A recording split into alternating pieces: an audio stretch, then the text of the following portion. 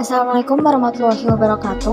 Halo, perkenalkan namaku Misha Kania dari Prodi D3 Farmasi Politeknik Kesehatan Hermina dengan NIM 21011026. Di sini aku akan menjelaskan tentang hygiene dan sanitasi. Dosen pengampu APT Dwi Kurnia Putri, S.Pharm, MSI. Mari kita cari tahu apa itu hygiene dan sanitasi. Hygiene berasal dari kata Yunani yang artinya ilmu untuk membentuk dan menjaga kesehatan. Sanitasi berasal dari bahasa Latin artinya sehat. Hygiene adalah usaha yang dilakukan untuk melindungi, memelihara, meningkatkan derajat kesehatan dengan cara memelihara dan melindungi kebersihan subjeknya. Sanitasi adalah upaya kesehatan dengan cara memelihara dan melindungi kebersihan lingkungan dari subjeknya. Selanjutnya ada manfaat hygiene dan sanitasi. Yang pertama, mencegah penyakit menular. Kedua, mencegah kecelakaan. Ketiga, mencegah timbulnya bau tidak sedap. Keempat, menghindari pencemaran. Yang kelima, mengurangi jumlah presentasi sakit. Dan yang terakhir, lingkungan menjadi bersih, sehat, dan nyaman. Lalu, hygiene dibagi menjadi dua jenis. Yang pertama, hygiene perorangan.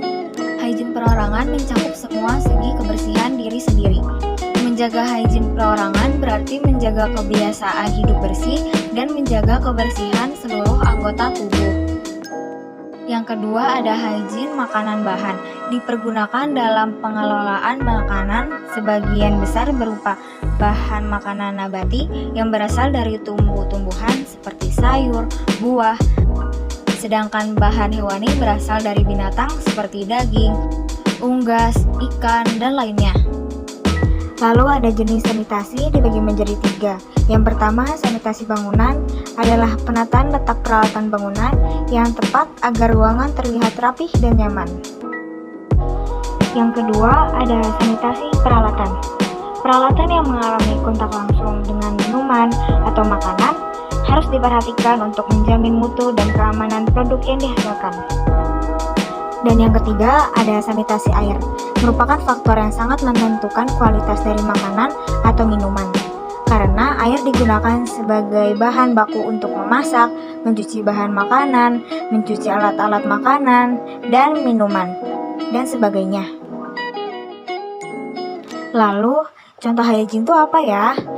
Ada mencuci tangan, mandi untuk menjaga kebersihan tubuh, dan menggosok gigi secara teratur. Lalu, contoh sanitasi itu apa ya? Membuang sampah pada tempatnya, penyediaan air minum yang bersih, merawat dan menanam tanaman.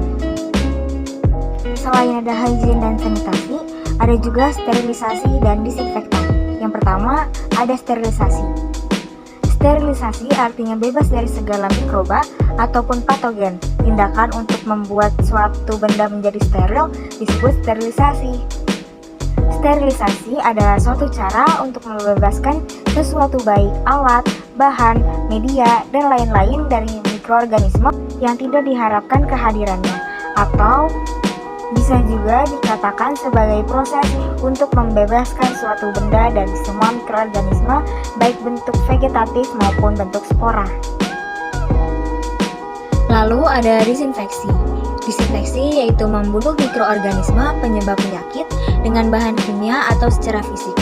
Hal ini dapat mengurangi kemungkinan terjadi infeksi dengan jalan membunuh mikroorganisme patogen.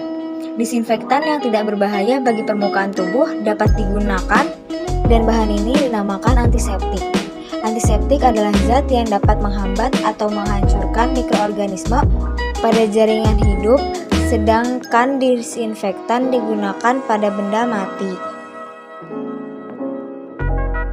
Selanjutnya ada jenis sterilisasi. Ada dengan fisika dan kimia.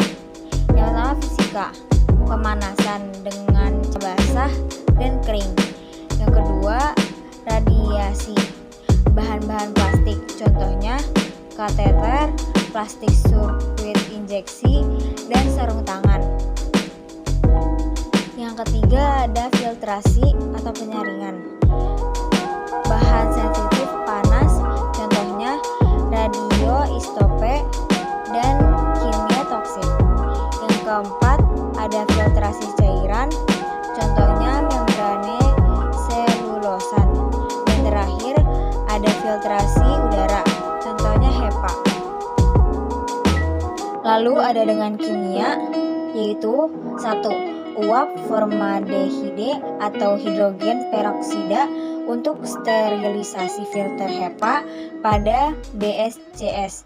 Dan yang kedua, glutaraldehida bersifat sporicidal, yaitu membunuh spora bakteri dalam waktu 3-10 jam pada peralatan medis karena tidak merusak lensa, karet, dan logam. Contohnya adalah alat untuk bronkoskopi. Jenis disinfeksi. Yang pertama ada metode kimia dengan cara merebus, pasteurisasi, radiasi non-ionisasi, contohnya UV. Yang kedua, metode kimia menggunakan disinfektan, contohnya etil alkohol 70%, halogen, klorin, dan iodine. Lalu ada disinfektan kulit, contohnya antiseptik. Contoh dari pemanasan kering yaitu pemijaran, pembakaran, hot air oven, dan insinerator. Lalu pemanasan basah, contohnya autoclave. Terima kasih atas perhatiannya. Semoga ilmu yang saya sampaikan bermanfaat.